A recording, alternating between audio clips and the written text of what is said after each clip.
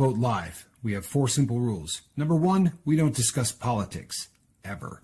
Number 2, this is not a religious channel, and while you might hear people say, God bless you, or I'm going to pray for you, or I wouldn't have gotten through this without my faith, that's fine. What's not fine is to say, my God is better than your God, or here's why you're not getting into heaven. It's not going to fly. Number 3, we believe wholeheartedly if you can't control your tongue, then you can't control your life. So while on board, there's not going to be any cursing in the live chat, period. And number 4, there is no room for mean people on the lifeboat. Because we discuss very sensitive things from people's past in our group setting, we got to protect those people. The only way they feel confident and comfortable discussing those things is in an environment that is free of trolls and mean people. So if you're a mean person or you're a troll, we're going to block you for life. And if your account happens to be less than 24 hours old, we're probably a little suspicious right from the word go. Why? Well, because there are people in this world who enjoy being cruel solely for the sake of being cruel. It's not going to fly here. But if you're here because you're trying to get sober and live your best life, then you might find that the lifeboat is just that, a lifeboat. I'm Captain Tommy Scoville, and we will see you on deck.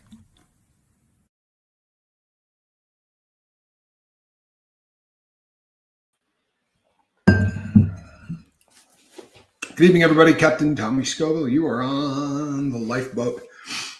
Good to see all of you. Got a fairly full house this evening. Alan Ballantyne, glad you're here, bud. Good to see you.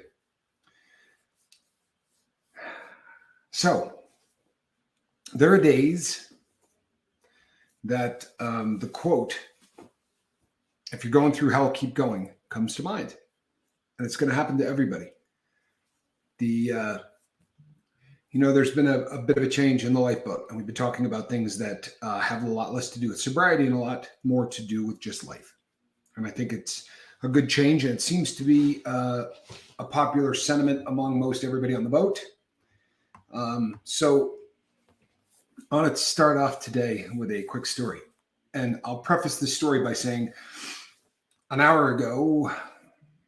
little over an hour ago, I decided that I wasn't going to do tonight's lifeboat because I just got some stuff going on and nothing that really needs to be talked about, but just some stuff going on that I was ready to take a day off, a night off. But today, I had a bunch of stuff that I had to take care of that I've been putting off for a while, and I went out to take care of all that. One of the things that I needed to do today was drop off a watch to somebody. And it's a beautiful watch, and it's gold, and it's lovely. And the person was really, really happy. And when I met the person, we went to a public location, and the individual and I sat down, and the person said, you normally wear a shirt that says never quit quitting. Apparently, every single time I've seen this person, I've either been wearing one of my shirts or my sweatshirts that says never quit quitting. And I said, yeah, today I was wearing a shirt that said the Watch Whisperer. So we commented on the Watch Whisperer shirt. And then she said, mentioned the Lifeboat. And I said, it's from a channel I do on YouTube called The Lifeboat. She said, I figured that out. And I said, really? She said, yeah, apparently she went to YouTube and, well, she found The Lifeboat. And I said, you know what? My life is an open book. It's an unusual thing when the person who handed you a gold watch to drive off with finds out that you're a bank robber and a convicted felon. And I kind of thought maybe that was the direction that the conversation was going to go in. And I just said, you know what? My life is an open book. I'm past the point of trying to hide my past. And I'm just trying to do something positive with the negative that was my existence. So I was kind of doing I'm not going to apologize for this thing. And I think she finally kind of got the idea of where I was going with that. And she said, oh, I think it's fantastic. I said, are you in recovery? And she said, no, I've never had a problem with any substance in my life. I said, oh, okay. I said, then you just thought you'd look up the Lifeboat? And she said, my niece is addicted to drugs. And I said, oh, okay. And she said, and I told her that I thought that she ought to check out this channel. And I said, well, I appreciate that. So apparently her niece has been lurking on the lifeboat now for some days. And well, to make a long story short, she had brought her niece with her. And she said, I would like you to sit down and talk with my niece, if you will. And I said, well, if you will come in with me, I will be happy to talk to your niece. I don't want to talk to her alone for a whole host of reasons. And she said, okay. And, I asked for permission to tell the story, and I don't remember if I asked for permission to use the person's name. So I'll tell you what, we just are going to call her L. Okay. So she gave me permission to tell the story. I don't know whether or not I have permission to use her name, but I talked to her and found out that what she is on is fake perk 30s. She's doing Fent, and she's doing 3 pills a day. Apparently in this town, they're a little bit more expensive. So she's got about a $15 a day habit, which is still, for 3 of those, considering that one can kill you, that's really, really quite cheap. However, it has gotten to the point where she still needs to lie and steal, and she's at rock bottom. Her mother has a very difficult time coping with this, which is understandable. Her aunt, however, is a saint and has sort of taken the responsibility of trying to help Elle get sober. And we were having a conversation, and I was explaining medical assisted treatment to her. And I said, and if you're in a position that you can't pay for this, the lifeboat can do that. And her aunt said, no, that's not going to be an issue if this is going to work. And she said, I had been explaining how all of this works. And you have to go a little bit longer on Fent than you do on heroin. On heroin, 24 hours, and you could take Suboxone and not go into precipitative withdrawal, where it kicks everything off of your receptors and causes you to get as violently ill as anything you've ever seen in your life. I'm talking about hell on earth. And I've been through some tough stuff, but precipitative withdrawal is hell on earth. It is the worst possible thing that can happen to you as a drug experience. It is instant, no more dope in your body. So when you get sick and you go through withdrawal and when you do all of that, it takes 72 hours for that stuff to leave your body. So every hour there's a little bit less in there, and every hour you get a little bit sicker. Precipitative withdrawal is bye. Literally, it kicks the stuff off the receptors instantly, and you just go into a tailspin. You can't control your bowels more often than not. You vomit all over the place. It's a terrible thing. She had told her aunt that she had not done drugs in 24 hours. And I looked at her and I said, you haven't used in 24 hours? And I said, because I'm not trying to be disrespectful or anything else, but we're all going to be honest here because it's kind of an important thing. And you don't look like you're 24 hours off of this stuff, especially considering about 4 hours off of this stuff and people start getting sick. She did not look happy, but she did not look 24 hours off of Fent. And she said, well, I said, when's the last time you swallowed one of these pills? Be honest. And she said, oh, I don't swallow them. I smoke them. And I knew instantly what happened because I spent my whole life, for a really long part of my life doing this. I said, so sometime last night you took the tube out and you scraped it. And she said, yeah, middle of the night. I said, okay, you can't take Suboxone today. Because if you take Suboxone today, it's going to be way too soon and you're going to go into precipitative withdrawal. I said, and let me explain to you what this precipitative withdrawal is. And she said, oh, I know what it is. I said, you do? She said, yeah, I watched somebody at a party once who said that they wanted to get high on Suboxone or try to. And this person was a very heavy drug user who had literally just done dope, a couple hours earlier. And they took 16 milligrams and got end of the world, exorcist, head spinning around backwards, green vomit kind of sick in front of this entire party and scared the hell out of everybody.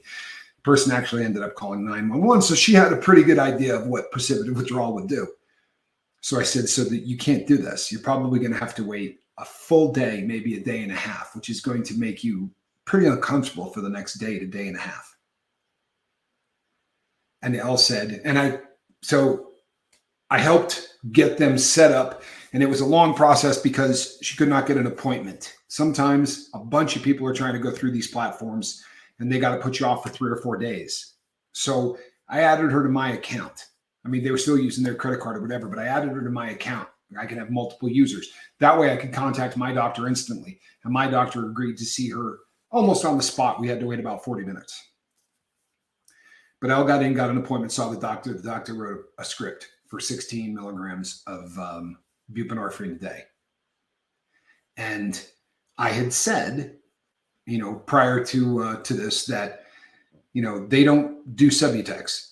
So this is, not only is this going to kick you into precipitative withdrawal, but it's going to have Narcan in it. And that's going to make the precipitative withdrawal a little bit worse, right? This isn't Subutex. And I explained the difference and all of that. And so once that was all done and the appointment was done, they had called in the prescription to the pharmacy, and Elle said, her aunt said, I'm going to drive you over and we're going to get this. And I said, no, I would suggest maybe Monday, Monday morning, early, middle of the night, 1 a.m., something like that, taking a strip, and you will get relief and it'll be done. And she said, I'm going to take it when I get it. And I said, maybe you didn't understand the precipitative withdrawal thing. Right? Let me explain this to you one more time. I thought we were on the same page. And she said, no, I know. I'm going to go home and I'm going to take it and I'm going to go into precipitative withdrawal. And I said, Elle, this is a really bad idea. You've been dope sick before, but you have not been dope sick before. Like, you got no clue what's coming. You can't do this. It's a really, really bad idea.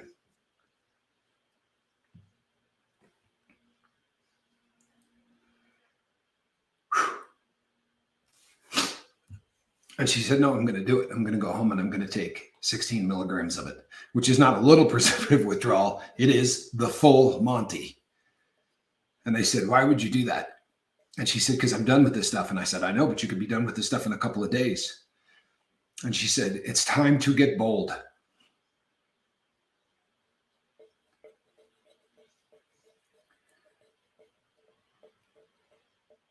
This girl is going to be going through hell as we speak. She's going through hell. A hell that none of us here are probably going to have to deal with in our lifetime. If you have accidentally taken a large amount of buprenorphine after taking a large amount of fentanyl, you might know what this girl is going through. But if not, there is no way to describe the hell that this girl is currently going through. And she's doing it on purpose. And she's doing it on purpose because of a video I did last night. So I felt a little bit soft deciding to take a night off. It seemed like whatever I got going on in my life is probably not as bad as what Ella's got going on in her life right now. And I think that it would probably be a decent idea I know that she's listening to this right now. I imagine she's not hearing a lot of it, or if she is, but I texted her aunt and I said, can you ask her permission? And the aunt said, she's really, really having some problems. And I'm not laughing at her. I'm really not. It's a Mark Wagers laugh. I said, I can imagine. And, she said she's had to shower a couple of times, and that's understandable. And the shower is going to hurt so bad. I cannot wrap my brain around what this girl has decided to do. However, when the sun comes up tomorrow, she'll be able to take a strip of Suboxone and she will not be in any more pain. She went the fast track. And you talk about bold, man. Knowing what I know now, I might have called last night's video something else. Honestly, I can't imagine what this girl is going through. So, Elle, if you're listening, tomorrow morning is going to be great. That cliche about, it being the first day of the rest of your life. Tomorrow is the first day of the rest of your life. It's going to be glorious. You're not going to feel any pain. There's going to be no sickness. So, boy, could she use some prayers. Because it's going to be the longest night in the history of drug use. And she did it on purpose. Some rugged stuff. Honestly. And if there's a chance in hell that I can get her on here,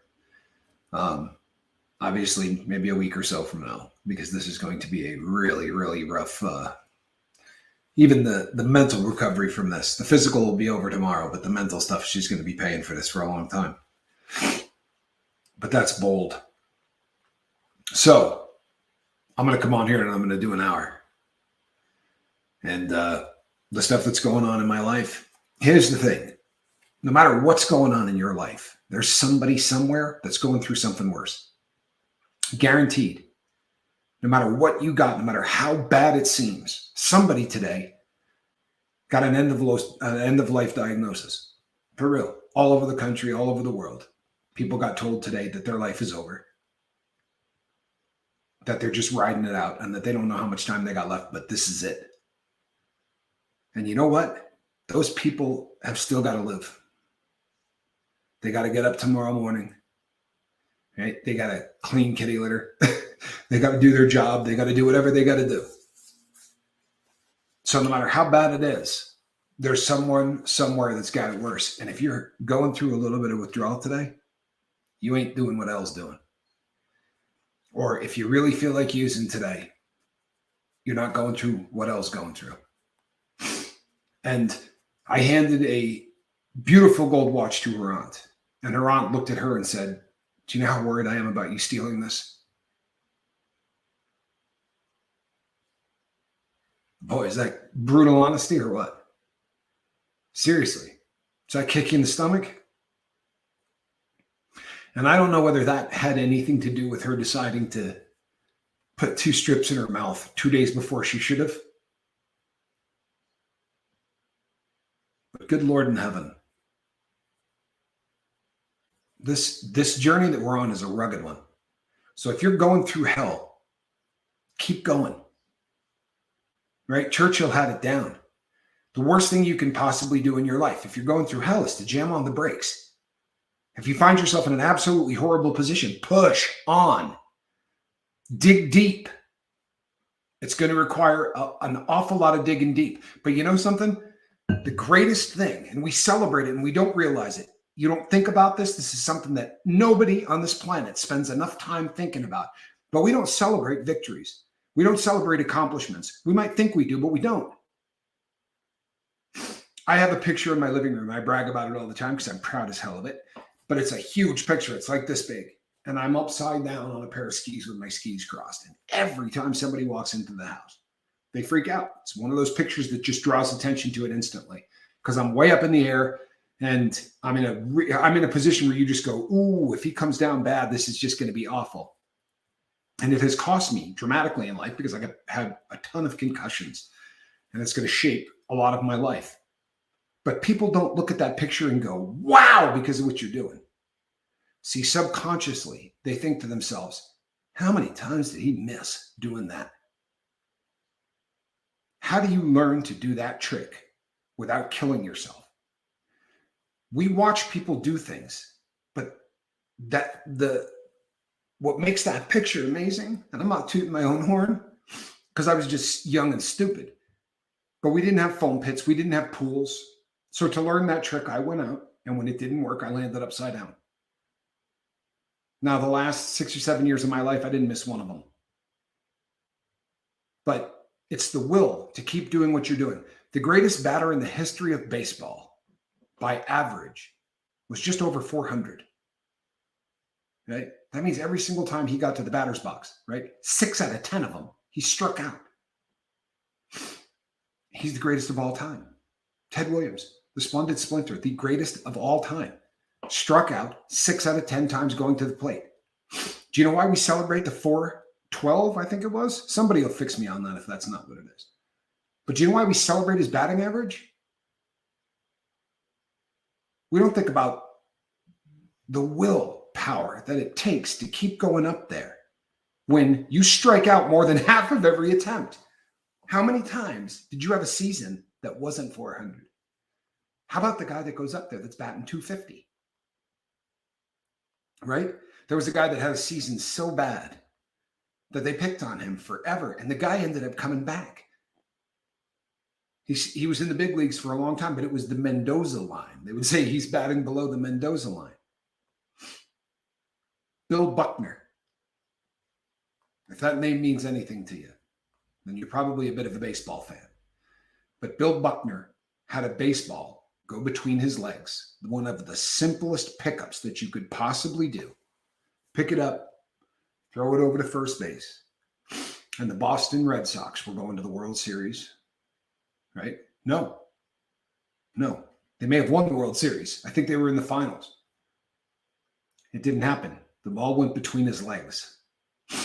On a routine play, an error allowed Mookie Wilson to drive in a run, and the New York Mets beat them in that game.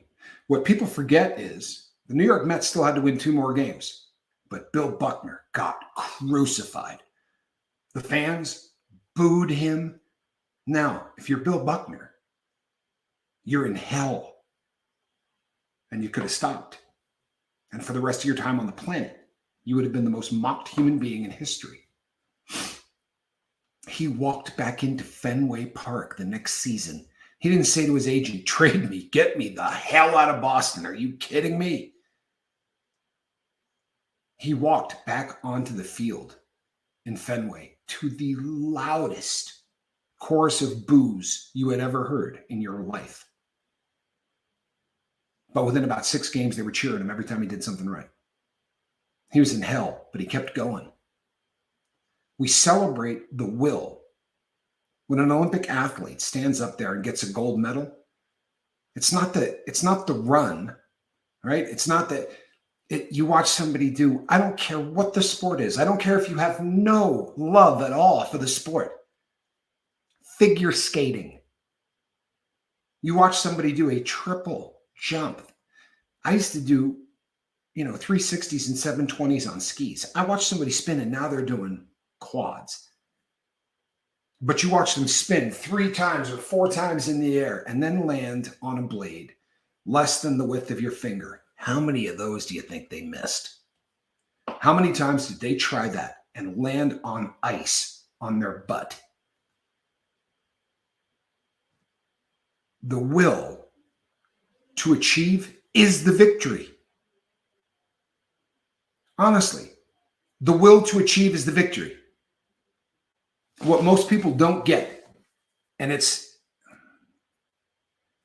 one of the saddest things in the world. It really is. It's one of the saddest things in the world.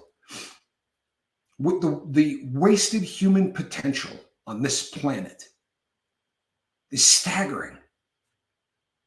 It's staggering. Because we decide in our head what is possible and what is not. Oh, I couldn't do that. Why the hell not? Why the hell not? Why I couldn't. You couldn't because you set the parameters for what you are capable of doing in your life. That's the problem. You decided what you could do. And why don't we do it? Well, because we might fail. We're not afraid of failure. We're not. Once again, everybody thinks they are, but you're not. Failure is no big deal. For real. You do something really stupid, and there's not one person in the world who watches you do it. Do you care?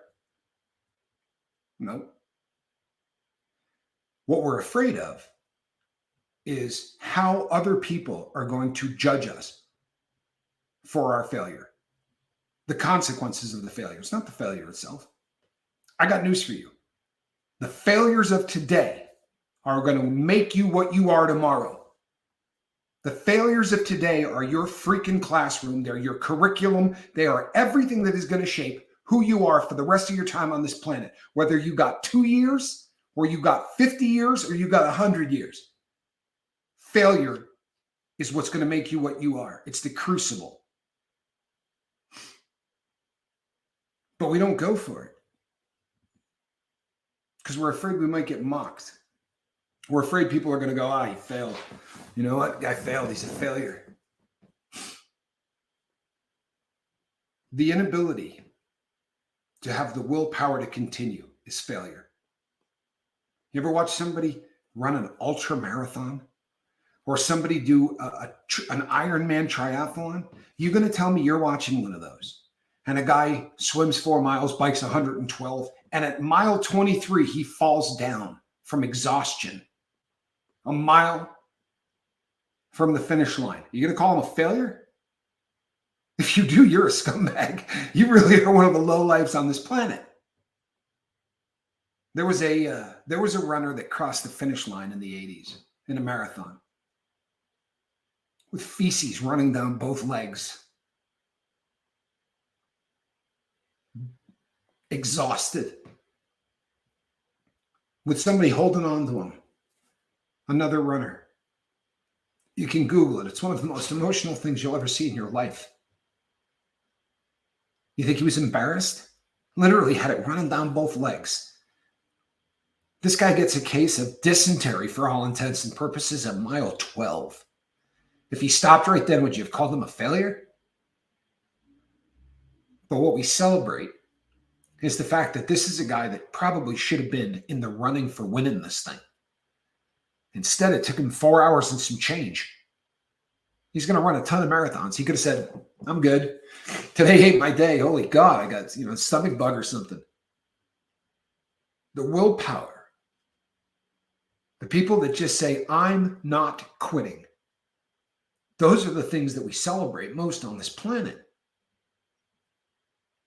So stop thinking that success is you reaching the finish line.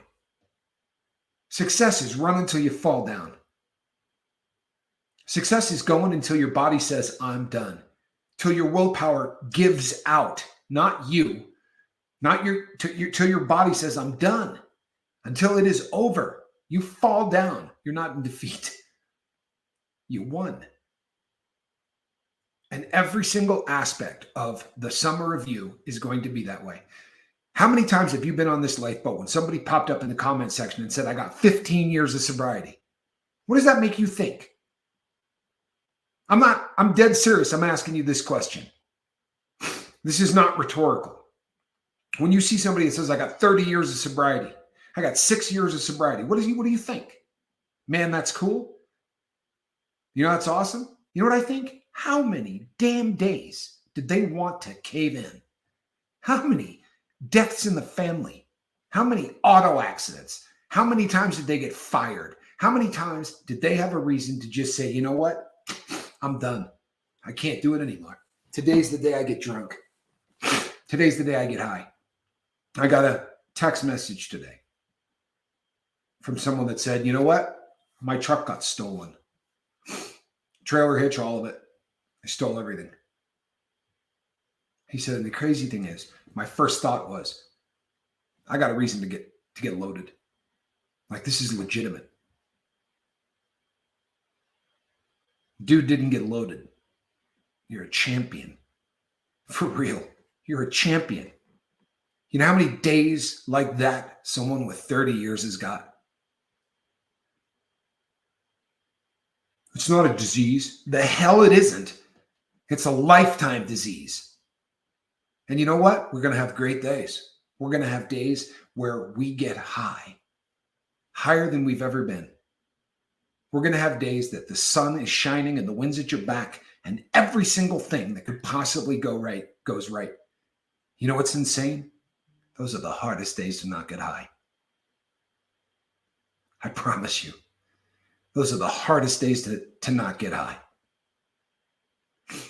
Oh, he's crazy. No, I'm not. Trust me. When everything comes together right, your brain's going, I can't handle this. I've never done this. I don't like this. This is too much. And you got people going, dude, you're doing great. Those are days that are so hard to get through. But the will to keep doing what you're doing is success. If dude got high today, drank a case of beer because they stole his truck, is he a failure? Seriously. It's a pretty legitimate reason to get loaded. He's a winner because he didn't. Would he have been a loser if he did? I don't know. If he did it the following day, maybe.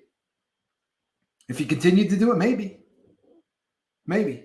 But I don't know anybody on the lifeboat that's a loser because they relapsed. I don't believe that. And the day I start believing that, I'm going to leave this seat. Because I won't be worth a fart at doing what I'm doing. If I start thinking that people who slip are failures, you understand what I mean by willpower? It's getting back up.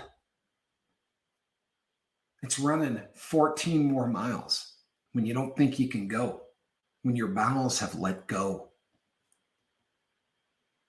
The will to do what the next person won't is what makes a success a success. Think about it. It's literally the definition of success. The willingness to do what the next person won't. And you know what you will get for it? What the next guy doesn't have. Sobriety, happiness, wealth, whatever it is you want. This is the classroom. Getting sober is a metaphor for the rest of your life. I promise you. You get sober, and there are days you just don't want to do it. There's days you just want to get high. You become a business owner, there are days you're not going to want to do it. There are days you just do not want to get up and run that business. It's no different. It is no different. When I say, I really want you guys to start working out, even if it's walking, 26 minutes a day. If that's all you can, if all you can walk is 5 minutes a day. Do you know why I'm telling you to do that? Because if you start doing that 7 days a week, it's one more thing you've proven that willpower will get you to do when you don't want to do it. Make your bed. Man, you know what? It was just one of those mornings. Oh, damn. If you don't have the willpower to tie your shoes, you don't have the willpower to climb a mountain while wearing them. We celebrate will. We celebrate getting up and trying. That's what we celebrate. Even if that's not what you think you're celebrating, it's what you celebrate. I never won an Olympic medal in skiing. But boy, when I watch people win Olympic medals in skiing, I don't think about the run they just made. I think about how many times their head went on the snow. And the doctor came over and looked at their eyes with a flashlight and said, "You got another concussion." Because I'm telling you, that's my reality of life right now. I think about the sacrifice that it takes. You realize what it takes to win an Olympic medal? How much time? When other kids go, "Hey, dude, we're going to go off and have a couple of beers." And the guy goes, "Yeah, I got to train. I got to go train. Have a good time, though, man. You guys have fun. Hey, we're going to go catch him." "Yeah, I'm going skiing." You know why I didn't win an Olympic medal? Because I was the guy that went and got high. Yeah, I skied, and I was good at it. I had natural-born, God-given talent. What I didn't have was drive and willpower. It's all good. It really is. I'm not lamenting that. I'm stating a stone-cold fact. I was a good football player. And I was a good football player because you didn't have a choice of taking the day off. It wasn't that kind of sport. I reached the top that I was capable of reaching until college, because I got recruited to play college football everywhere. But by then I was doing dope. See, I didn't have a coach to put his thumb on me from the end of that football season to the start of the next one. And by the beginning of freshman year in college, all I wanted to do was get high. There was no way I was going to go in a weight room and I was going to run and I was free. Now I can go do whatever I want. I lived in my own place. All of those things, they're trivial in the long run. They really are. I mean, it hurts. I wish I had played college ball. There were some regrets that I wish drugs didn't cost me. I auditioned for films and I got parts. I didn't keep pushing it. Required a kind of effort I wasn't ready to put in. Truly. But I'm not going to stop. I'm not going to phone anything in ever again. I'm not going to put in half-ass effort. And I want everybody to do the same thing. I got a great email from somebody today. Last night, I did a video for members where I talked about cleaning credit. And what I was explaining is this. I have spoken on every single way you can possibly make money. That's the kind of public speaker that I was. And I didn't just tell you about the opportunity. I taught boot camps. I taught, 4-day events where I teach you every single aspect of how to make money doing this, this, this, or this. Did I know all of those things? No. I was given scripts and I was taught what to say. But what to say was the knowledge of how to do it, right? I had to know how to answer the questions, all of it. I've never shared it on the boat because I don't want this to become the greed boat or the how to make money boat, because everything I would be teaching anybody, there's somebody out there selling for $4,000, which means this boat would get inundated with people that have no desire to get sober. But if you're already getting sober and you're on the boat, well, I'm going to teach all of those people, especially given the members. I can separate it. But I got an email from somebody that said, you know what? You're smarter than you look. But they said, don't get discouraged when people don't follow the roadmap that you put out. Because putting out a roadmap doesn't ensure that people are going to follow it. Good Lord, what an intelligent thing to say. It's the truth. Because I can show people step 1, step 2, step 3. You follow everything I tell you to do, and you will get what I'm telling you you're going to get. I can do the same thing with sobriety. I promise you I can. But if you don't want to get up and make your bed, there's not much I can do for you. I'll still keep trying. You don't want to clean your room, you're not going to get where you want to be in life. You're not. Successful people don't live like slobs. They just don't. Right? Make your bed. Journal. I did a little study last night after I got off doing the live feed, my second live feed last night. I went online and I started looking at people who are success coaches, motivational speakers, anybody that has had any success doing anything that is even remotely like what I'm doing here, right? They may not have been sobriety people or whatever, but anybody that does even anything remotely like what I do, talking to a light on a camera and telling people that they can be better than they are today. And I swear to you on all that's holy, I could not find one of them that didn't talk about taking a pen and putting it to paper. They didn't do it the way I did it. They casually do it because they assume every single person listening to them already journals, already writes down their goals, already does all. It was just, so listen, when you're filling out your goals, they didn't say, hey man, you got to fill out your goals, because they're not talking to people who have been dragged through the mud by alcohol and drugs. So there was really no need to say that. But I couldn't find one of them that didn't talk about the fact that taken for granted, when you're journaling, make sure you do, because there's no such thing as a successful person that doesn't write down their goals. They don't exist. You know, Tommy, why do you make so much of a big deal about journaling? Because I'd like you to stay sober. You know, I'd kind of like to see you get to base camp. And then I'd like to see you start climbing. There are going to be days where circumstances make it so that you cannot do what you have on your to-do list. See, a to-do list, that's your goals for the day. There are going to be days that things come up and you can't do them. Alan Valentine got really, really sick recently. I asked everybody to pray for him. He's doing really well today. I mean, he's over it. But he's walking again. And he said, yeah, first day back was tough. There are days that you get too sick to walk. There are days you get too sick to work out. There are days you get too sick to work. That's legit.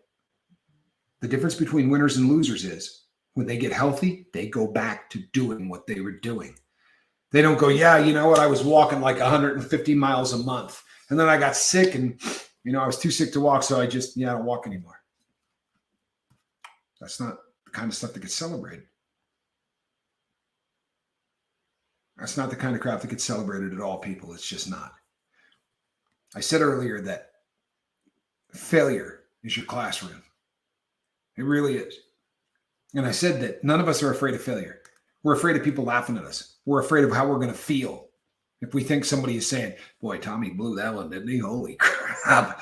He was going to do this, this, and this, and he just fell on his face. And so why do some people overcome that? Seriously, why is it that there are people who overcome that and there are people that don't? Because when your desire to be a success gets bigger than your fear of somebody laughing at you, when your desire becomes bigger than your fear, get out of your way, man. Everybody better get the hell out of your way. Because when your desire becomes more than your fear, there is nothing on this planet that is going to get in your way. Today, I met a 24-year-old girl whose desire got a hell of a lot bigger than her fear.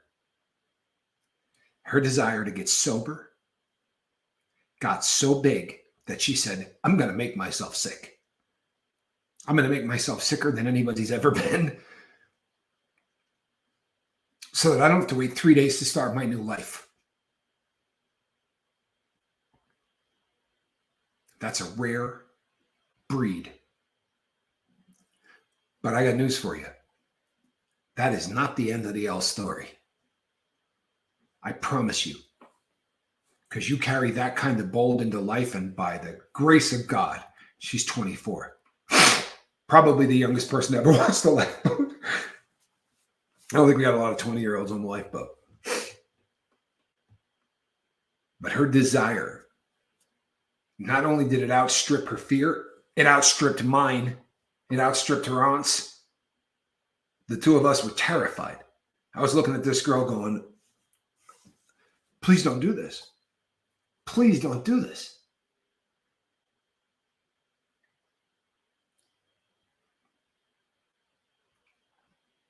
Your desire needs to grow bigger than your fear. Because what's keeping you doing dope, what's keeping you not moving forward in life is fear. I promise you, it's always what it is. Fear of failure, fear of being mocked, fear of all of that. That is, I'm telling you, there is no success on this planet like somebody that gets back up after they fail. That is success. And the world has been designed by those people, right? The Alexander Graham Bells, the people who say things like, I figured out how to make a light bulb, right? Thomas Edison. How did you figure out how to do this? Well, I figured out 9,999 ways to not make a light bulb. He also famously said that the world is. See, this is an affectation of too many shots to the head. But the gist of the quote is this: it's frightening how many people give up this far from the finish line. And the sad part is they have no idea they were this far from the finish line. Seriously. You decide to give up, you don't know where the finish line is. Yeah, maybe in a marathon, right? Maybe in a race. But in the big race, they don't put up a finish line. They don't tell you what day you have that moment where everything comes together and you become the new you. Same thing with sobriety. And I don't mean chemical free, right? Elle is chemical free right now. Right now, she's chemical free. She ain't sober. There are things in this life that are simple. And there are things in this life that are easy. You understand those are two really different things. They really are two different, really, really different things. It is simple to say, I'm going to be a new me. It starts today. That is the simplest act in the entire world. To say, I am never going to do dope again is simple. It is. To draw a line in the sand and say, I'm not getting high ever again. That's simple. Is it easy? No. It isn't. But it's simple to make the decision to be a better you. And then screw the easy. Anything easy isn't worth having. It's the truth.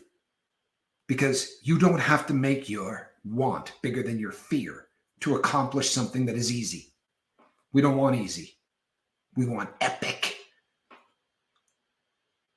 We want our lives to mean something.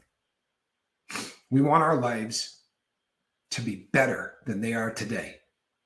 And you know what? You better say the same thing tomorrow. And you better say the same thing the next day. You know, bold is good. It really is. Bold is really good. I wish I had the guts that Elle has. I mean, I wish I had the guts that Elle has. Because I was never that person. I wasn't. I mean, that's You talk about a desire to change your life being bigger than your fear of what it's going to take to get it. I'm just going to eat 2 strips of Suboxone about 6 hours after I did some fentanyl. Good Lord in heaven, people, I'm really struggling with that as a concept. But I got more respect for it than I can wrap my brain around. For real. And you know what? It has occurred to me that when the sun comes up tomorrow, and I don't mean when she wakes up, because trust and believe she is not sleeping. But when the sun comes up tomorrow and the shakes go from this to that, and she's able to take 16 more milligrams, they're going to coat those receptors. And there's not going to be anything on those receptors. They're not going to be leveled down with opiates and all that because she's kicked them off. And when those opiates receptors, the M2 receptors, get coated tomorrow morning, she's going to have a peace that girl has never had. And I'm looking forward to calling her and saying, wow, you overcame that? Girl, you better make a big to-do list. Seriously. You better get out a pen and a piece of paper right now and start setting goals, because you just proved what you're capable of doing when your desire outstrips. Ugh. I wasn't snorting a line, by the way. Trolls. Usually when I go off camera, people say bad things. Isn't that great? Bit of an emotional early moment earlier. So the takeaways from today's shows. Will equals victory. The will to keep doing what you're doing until you get what you want is victory. If you fall a little short, if you keep trying, you are going to be victorious. Maybe not the first time, maybe not the second time, but I guarantee you, you will be successful. The biggest life lesson that I can possibly wrap my head around.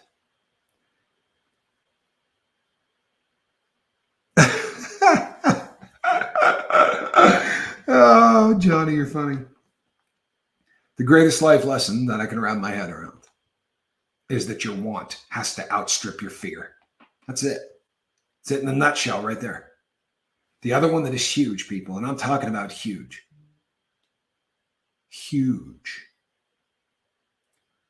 is that if you say to yourself, well, yeah, I probably couldn't pull that off. You're the person that decided that.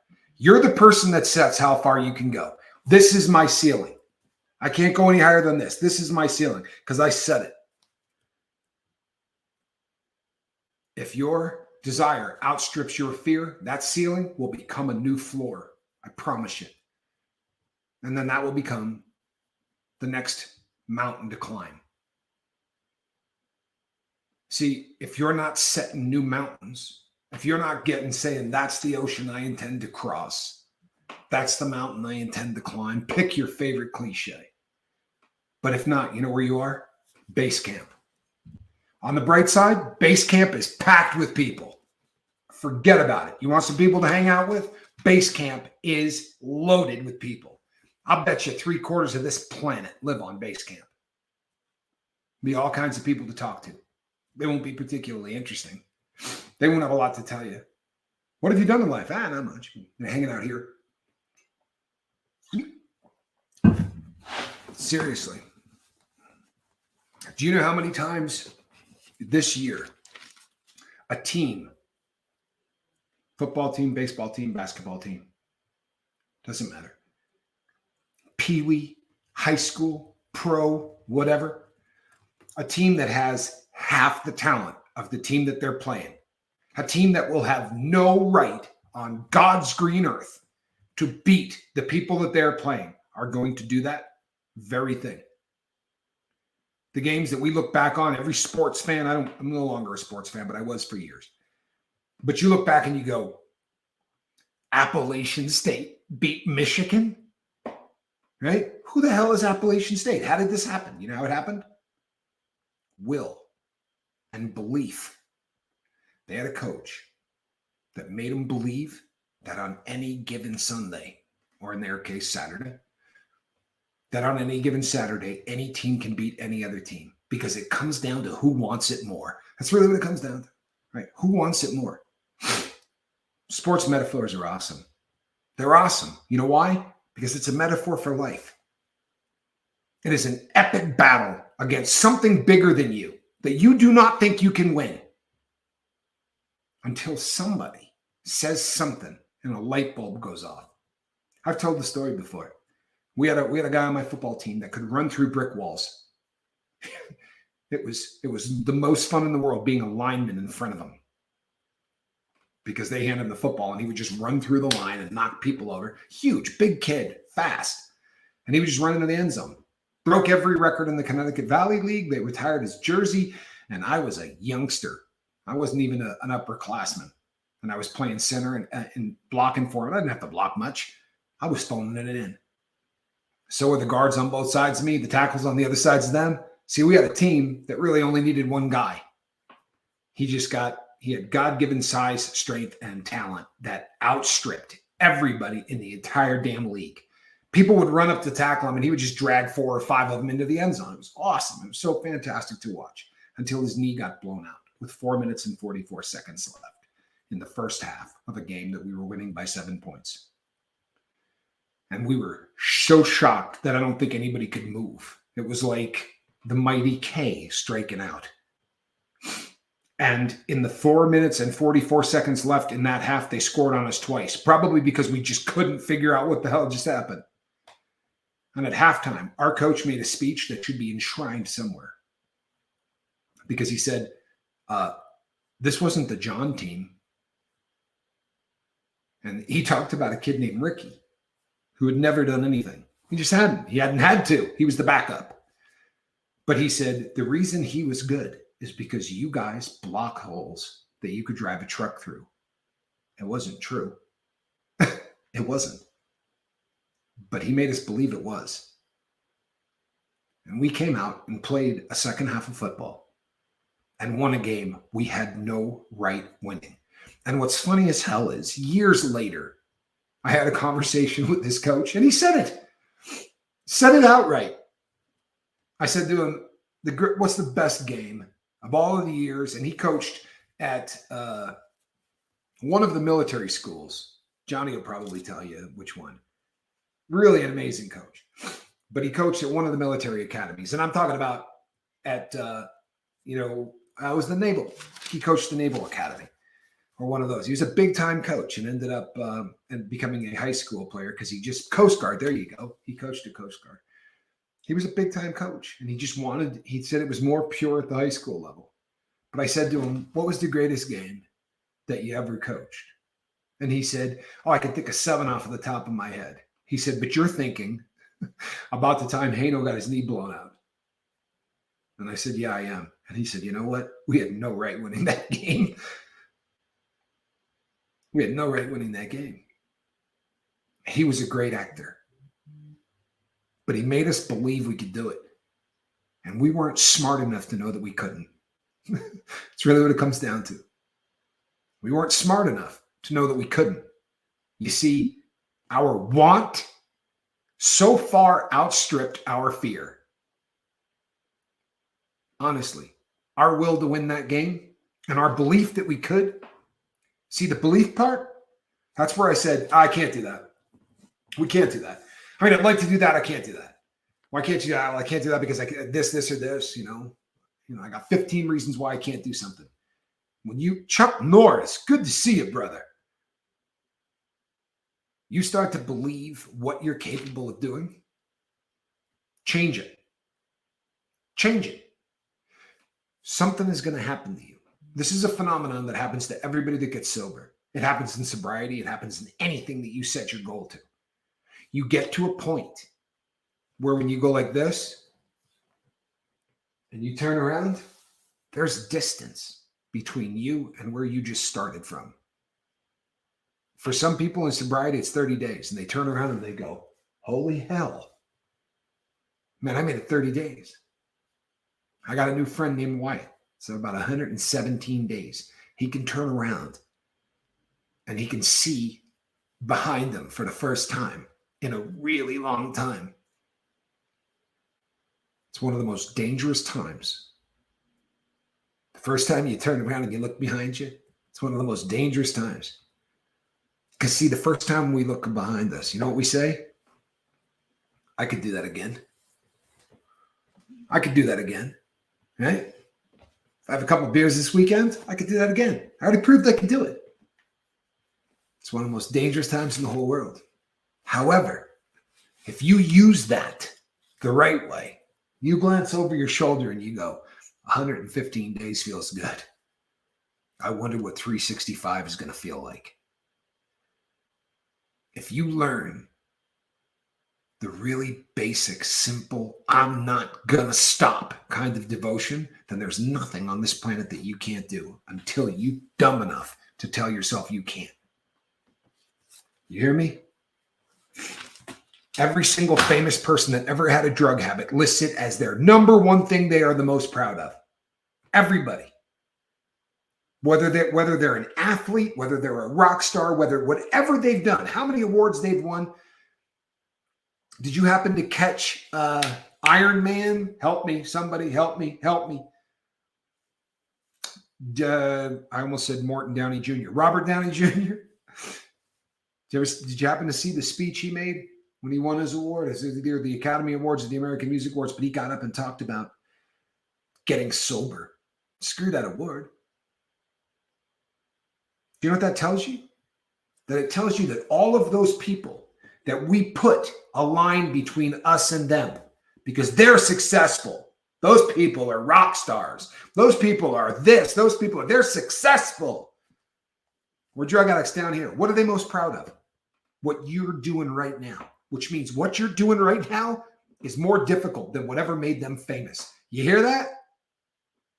What you're doing right now is more difficult than whatever made them famous, because if it wasn't, it wouldn't be what they're most proud of. Eric Clapton, Elton John, name anybody, any famous person that ever had a drug problem. They're more proud of getting sober than they are of writing a beautiful music album or 20 of them or being a great athlete or doing any of it, because those things were not as difficult. See, the things that we're most proud of in life are the things that are the hardest. But we don't realize that if we can beat booze, or we can beat smoke, or we can beat snort, or we can beat a heroin habit, well, then the other stuff, there is no line between me and them. And there is no line between you and them. Don't put somebody on a pedestal. Don't. The only thing putting them on the pedestal is you. You meet those people, you find out they're average as hell. For real. The only thing that makes them different is that they didn't stop. Their want outstripped their fear. That's it. Oh, it's way too hard to do that. Really? Really? But they're most proud of what? What you're doing right now. So know that if you're able to look over your shoulder and you got 30 days or you got 60 days or whatever, you're well on your way to doing one of the most difficult things that anybody on this planet has ever done. Well, then pick something else. Set a new goal, because it's going to be easier than the one you just did. Ooh. I mean, yeah, I get sober. It's not like I'm ever going to be able to make money. No. Making money is easier than getting sober. I promise you. I have problems with relationships. Easier than getting sober. What you're doing right now is epic. And if I haven't told you that enough, let me remind you. What you're doing right now is one of the most difficult things that anyone has ever done. And there's a crap load of people on here. We've got millions of days of sobriety. We are a group of winners. Let's start acting like it. But if you want to climb the next mountain, make your bed, tie your shoes. You're not going to get up a mountain if you don't tie your shoes. Make your bed. Start journaling. I love it when one of you says to me, I got somebody today, mom, sent me an email today. Said he gets up early, gives him time to write down goals and things like that. I'll be back tomorrow morning. I will. And you know what? Oh, I just missed the good cat yawn. I had her down here. She did the good cat yawn. I'll be back tomorrow. and I ain't gonna phone it in. See this? That's a cat in the basket. You want to give me a sniff? Not in the mood. All right, everyone. I'm Tommy. It's a cat in the basket. Make it a good night, huh?